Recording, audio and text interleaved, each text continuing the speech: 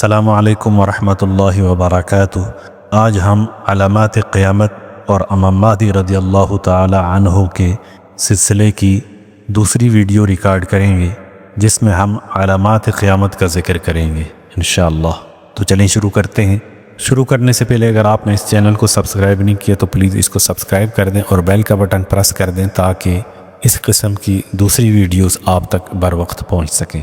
اب ہم بات کرتے ہیں کہ وہ علامات کون سی ہیں جو واقع ہو چکی ہیں۔ اس میں سب سے پہلی علامت کون سی ہے؟ سب سے پہلی علامت تو نبی صلی اللہ علیہ وسلم کی بعثت ہے، آقا علیہ السلام کا مبعوث ہونا۔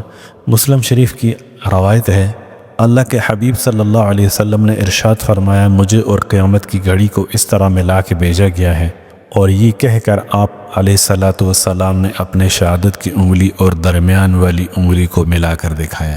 جس طرح یہ ملی ہوئی ہیں اسی طرح مجھے اور قیامت کو ملا کر بھیجا گیا ہے، یعنی اتنی قریب ہے۔ دوسری علامت ہے شق قمر، جس کے بارے میں قرآن مجید میں کہا گیا ہے، اقتربت الساعۃ وانشق القمر، قیامت قریب آ گئی اور چاند دو ٹکڑے ہو گیا۔ چاند کا حضور صلی اللہ علیہ وسلم کی انگلی مبارکہ کے اشارے سے دو ٹکڑے ہونا یہ بطور معجزہ کے ہوا، اور یہ دو ٹکڑے پھر آپس میں باہم مل گئے۔ تیسری علامت میں نبی صلی اللہ علیہ وسلم کی اس دنیا سے رخصتی ہے۔ بخاری شریف کی روایت ہے کہ جس کے اندر اللہ کے حبیب صلی اللہ علیہ وسلم نے 6 علامتوں کو صحابہ کو گنوایا، ارشاد فرمایا، بخاری شریف کی روایت ہے جس کا مفہوم یہ ہے کہ اللہ کے حبیب صلی اللہ علیہ وسلم کا ارشاد ہے کہ تم 6 علامات کو قیامت سے پہلے شمار کر لو۔ سب سے پہلے آپ صلی اللہ علیہ وسلم نے اپنی وفات کا تذکرہ فرمایا، پھر آپ صلی اللہ علیہ وسلم نے تذکرہ فرمایا بیت المقدس کی فتح کا، پھر آپ صلی اللہ علیہ وسلم نے تذکرہ فرمایا ایک زبردست موت کا جو تم میں بکری کی وبا کی طرح خاص بیماری کی طرح پھیل جائے گی۔ چوتھی بات آپ صلی اللہ علیہ وسلم نے ارشاد فرمائی کہ پھر تم میں مال کی کثرت ہو جائے گی۔ پھر فرمایا پھر تم پر فتنے پھیلیں گے، ایسے فتنے جو عربوں کے ہر گھر میں داخل ہو جائے گا۔ پھر فرمایا کہ تمہاری بنو اسفر سے مراد اہل یورپ اہل روم ہیں کہ ان سے صلح ہوگی، اور وہ تم سے بدعہدی کریں گے، تمہاری طرف 80 جھنڈوں تلے جمع ہوں گے، ہر جھنڈے کے تحت 12,000 کا لشکر ہوگا، تو کم و بیش یہ 9,60,000 کے قریب تعداد بنتی ہے۔ چوتھی علامت، یہ جو علامات اس حدیث مبارکہ کے اندر بیان کی گئی، تو ان میں سے دوسری علامت جو آپ صلی اللہ علیہ وسلم نے گنوائی وہ ہے بیت المقدس کی فتح۔ بیت المقدس کی فتح سے کیا مراد ہے؟ بیت المقدس کی فتح کی یہ علامت بھی پوری ہو چکی ہے۔ ہم یوں کہہ سکتے ہیں کہ یہ چوتھی علامت ہے جو پوری ہو چکی ہے۔ بیت المقدس سب سے پہلے فتح ہوا تھا حضرت عمر بن خطاب رضی اللہ تعالی عنہ کے دور میں۔ دوسری فتح بیت المقدس کی ہوئی صلاح الدین ایوبی کے ہاتھوں، اور تیسری فتح کے ہم سب منتظر ہیں۔ پانچویں علامت جو اس حدیث میں ارشاد فرمائی کہ تم میں موت پھیلے گی، اور وہ موت ایسی کثرت سے ساتھ پھیلے گی کہ جس طرح سے قاعاس کی وبا بکریوں میں پھیلتی ہے اسی طرح سے پھیلے گی۔ یہ قاعاس کی وبا کیا ہے؟ یہ بکریوں کے اندر ایک وبائی بیماری ہے کہ بکریوں کے ناک سے مادہ نکلتا ہے، اور اس مادے کی وجہ سے بکریاں بہت تیزی سے مرتی چلی جاتی ہیں، اور بکریوں کے ریوڑ ہلاک ہو جاتے ہیں۔ یہ علامت کب پوری ہوئی؟ حافظ ابن حجر عسقلانی رحمۃ اللہ علیہ، جو بخاری شریف کے شارح ہیں اور بخاری شریف کے سب سے بڑے اور مستند ترین شارح ہیں، 7ویں سے 8ویں صدی ہجری میں گزرے ہیں، وہ فرماتے ہیں کہ یہ علامت پوری ہو چکی ہے۔ عموماً اس بیت المقدس کے قریب بستی ہے امواس۔ اس بستی میں سن 18 ہجری کے اندر طاعون کی وبا پھیلی، اور اس طاعون کی وبا کے اندر 25,000 مسلمان انتقال کر گئے، جن میں بڑے بڑے جلیل القدر صحابہ بھی تھے۔ حضرت عبیدہ بن جراح اور حضرت معاذ بن جبل ایسے بڑے بڑے صحابی تھے جو اس طاعون کی وبائی امراض میں انتقال کر گئے۔ تو امام حافظ ابن حجر عسقلانی فرماتے ہیں کہ یہ علامت جو حدیث میں اللہ کے نبی صلی اللہ علیہ وسلم نے فرمائی تھی کہ تم پر موت بہت تیزی سے پھیلے گی جس طرح سے بکریوں کی وبا پھیلے گی، تو یہ علامت امواس کے طاعون کی شکل میں پوری ہو چکی ہے۔ باقی جو علامات ہیں جو کہ ظاہر ہو رہی ہیں، جیسا کہ ابھی آگے آئیں گی، صفوانی کا خروج، شام میں قتل و غارت، عراق کے اندر قتل و غارت، یہ ساری علامات ابھی آئیں گی۔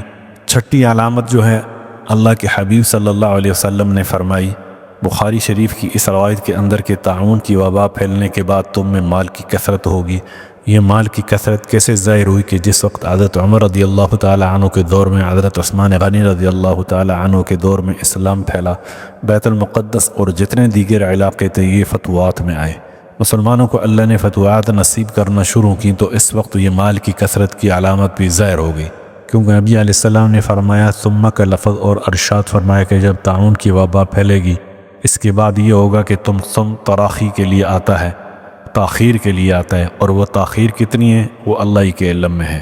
بعض علماء اس طرف گئے ہیں کہ یہ مال کی جو کثرت ہے جس کا حدیث میں تذکرہ فرمایا تھا، یہ عربوں میں اب ظاہر ہوئی کہ عربوں کے پاس اس وقت جو تیل کی شکل میں پیسہ آیا، تو یہ حدیث کی وہ علامت ہے جس کا تذکرہ فرمایا تھا کہ تم میں مال کی کثرت ہوگی۔ ساتویں علامت، اس پر یہ اشکال ہوتا ہے کہ اللہ کے نبی صلی اللہ علیہ وسلم نے مال کی کثرت کو پہلے بیان فرمایا اور پھر فرمایا پھر تم میں فتنے پھیلیں گے، اور یہ فتنے کب پھیلے؟ محدثین کا اس پہ بھی اتفاق ہے۔ ابو داؤد، ابن ماجہ اور مسند احمد بن حنبل کی روایت ہے کہ قیامت کی گھڑی سے پہلے فتنے ہوں گے، جس طرح اندھیری رات کے ٹکڑے اس طرح فتنے تیزی سے آئیں گے اور امید کی کوئی کرن نظر نہیں آئے گی۔ آدمی صبح کرے گا اس حال میں کہ وہ مومن ہے، اور شام کرے گا اس حال میں کہ وہ کافر ہے، اور پھر شام کرے گا اس حال میں کہ وہ مومن ہے، اور صبح کرے گا اس حال میں کہ وہ کافر ہے۔ ان فتنوں کے خروج کے بارے میں احادیث میں ہمیں مزید کچھ اشارے ملتے ہیں۔ بخاری شریف کی ایک آیت ہے، ایک حدیث ہے، حضرت عبداللہ بن عمر رضی اللہ تعالی عنہما جو حضرت عمر فاروق رضی اللہ تعالی عنہ کے صاحبزادے ہیں، وہ فرماتے ہیں کہ میں نے اللہ کے حبیب صلی اللہ علیہ وسلم سے سنا اس حال میں کہ آپ صلی اللہ علیہ وسلم مشرق کی طرف اشارہ کر رہے تھے۔ مدینہ منورہ کا جو مشرق ہے اس طرف عراق آتا ہے، کوفہ آتا ہے، تو مدینہ منورہ کے مشرق کی طرف اشارہ کر کے یقول فرمایا اللہ کے نبی علیہ السلام نے کہ فتنے اس جگہ سے پھوٹیں گے، خبردار فتنے اس جگہ سے پھوٹیں گے، مشرق کی طرف سے یعنی عراق اور کوفہ کی طرف سے، یہ 2 دفعہ ارشاد فرمایا۔ یہ فتنے کیسے پھوٹے؟ سب سے پہلا فتنہ سیدنا عثمان غنی رضی اللہ تعالی عنہ کی شہادت کا، کہ جو بلوائی آئے تھے وہ عراق کی جانب سے آئے، اور سب سے پہلا فتنہ حضرت عثمان رضی اللہ تعالی عنہ کی شہادت کے بعد اس صورت میں ظاہر ہوا کہ مسلمانوں کے اندر لڑائی پھوٹ پڑی۔ مسلمانوں کی لڑائی کا دوسرا مرحلہ کب آیا؟ وہ مارکہ جمل، جس کی صورت میں جس کے پیچھے یہی بلوائی تھے جو عراق سے آئے تھے۔ مارکہ جمل کا تذکرہ بھی ہمیں حدیث مبارکہ میں ملتا ہے۔ یہ بات ذہن میں رکھیں کہ پیاری امی عائشہ صدیقہ رضی اللہ تعالی عنہما صلح کرانے کے ارادے سے تشریف لائی تھیں، اور جو ہوا اس میں ساری سازش انہی بلوائیوں کی تھی۔ اسی طرح جنگ صفین، اس کا تذکرہ بھی ہمیں حدیث مبارکہ میں ملتا ہے، اور اگر ان 3 علامات کو شمار کیا جائے تو 9 علامات بنتی ہیں جو کہ پوری ہو چکی ہیں۔ جنگ صفین کے بارے میں حدیث میں ارشاد ہے، فرمایا اللہ تعالیٰ کے نبی کریم صلی اللہ علیہ وسلم نے، بخاری شریف میں ہے، قیامت قائم نہیں ہوگی یہاں تک کہ لڑائی کریں گے مسلمانوں کے 2 عظیم گروہ، اور ان کے درمیان عظیم جنگ ہوگی، اور یہ حال یہ ہوگا کہ دونوں کا دعویٰ ایک ہوگا۔ حافظ ابن حجر عسقلانی رحمۃ اللہ علیہ فرماتے ہیں کہ حدیث مبارکہ میں جس جنگ کے بارے میں ارشاد کیا گیا ہے یہ جنگ صفین تھی، اور یہ علامت بھی پوری ہو چکی ہے۔ اسی طرح جن فتنوں کا اشارہ عراق کی طرف کیا گیا تھا، تاریخ کو ٹٹولیں کہ وہ کون کون سے فتنے تھے۔ خوارج کا فتنہ بھی ظاہر ہوا، جس کے بارے میں حدیث میں کہا گیا کہ پہلے مال کی کثرت ہوگی، پھر فتنے ہوں گے، اور فتنے ایسے ہوں گے کہ تمام عرب ہی اس میں مبتلا ہو جائیں گے، اور ایسا ہی ہوا۔ اگر تاریخ کا ہم جائزہ لیں تو مسلمانوں کے اندر جتنی بھی فرقہ واریت پھیلی ہے، اسی کی ابتدا سیدنا حضرت عثمان غنی رضی اللہ تعالی عنہ کی شہادت سے ہوئی، اور شہادت سے یہ بلوائیوں کے، روافظ کے، خوارج کے، باطنیہ کے یہ فتنے پھیلے اور پھیلتے ہی چلے گئے۔ قدریہ آ رہے ہیں، جبریہ آ رہے ہیں، اتنے تیزی سے فرقے بنے، اتنے تیزی سے فتنے پھیلے کہ اس عرصے کو اگر آپ دیکھیں تو پوری ایک تاریخ ہے، اور اس دور کے فرقے ایک طرف ہیں۔ خوارج کا فتنہ بھی مشرق کی طرف سے پھوٹا۔ خوارج کون لوگ تھے؟ یہ وہ لوگ تھے جو نعوذ باللہ سیدنا عثمان غنی رضی اللہ تعالی عنہ کو کافر کہتے تھے، سیدنا علی رضی اللہ تعالی عنہ کو نعوذ باللہ کافر کہتے تھے۔ ان کے بارے میں حدیث میں اللہ کے نبی صلی اللہ علیہ وسلم نے ارشاد فرمایا، بخاری شریف کی روایت فرماتے ہیں، یہ لوگ دین میں سے اس طرح نکل جائیں گے جس طرح تیر اپنے کمان سے نکل جاتا ہے، اور عجیب ترین بات یہ ہے کہ داعش جو کہ موجودہ زمانے کا بہت بڑا فتنہ اور کفار کی سازش ہے، وہ بھی انہی خوارج کے نقش قدم پر ہے، اور ہے بھی اسی عراق سے، جس کے بارے میں اللہ کے نبی صلی اللہ علیہ وسلم نے ارشاد فرمایا اور فتنوں کا بتایا، بلکہ حدیث میں جس نجد کے بارے میں ارشاد فرمایا کہ وہاں سے فتنے اور زلزلے ہوں گے، وہ نجد عراقی ہے۔